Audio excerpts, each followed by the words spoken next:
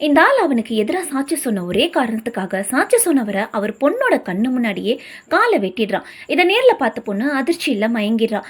அதனால கோவப்பட்ட ஹீரோ அவனை வெட்டி கொன்னுடுறாரு. செத்தவனோட ஒய்ஃபும் கரண்ட்ல மாட்டி இறந்து போனதால அவங்க பொண்ணு அனாதையாகிட்டா. ஹீரோட ஃப்ரெண்டான சர்ச் ஃபாதர் ஹீரோவை கூப்பிட்டு அந்த பொண்ணுக்கு லோக்கல் கார்டனா இருக்க சொல்றாரு. ஆனா ஹீரோக்கு இதுல இஷ்டம் இல்லை. குடும்பம் இருந்தும் ஒரே நாளில் அனாதையாக மாறின உன்ன மாதிரி தான் இந்த பொண்ணும் இருக்கான்னு சொல்லவும் ஹீரோ ஓகே சொல்லிடுறாரு.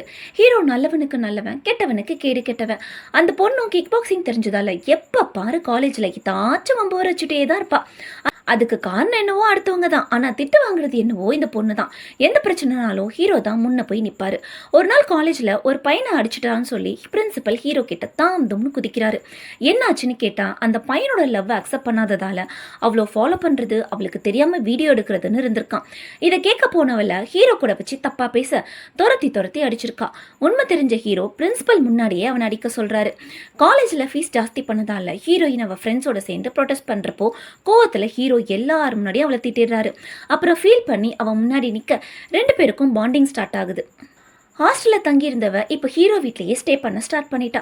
இதை பொறுக்காத அவளோட அப்பாவோட ஆட்கள் சர்ச்சில் கம்ப்ளைண்ட் பண்ண அப்போ தான் செத்தவன் இவளோட அப்பாவே இல்லை.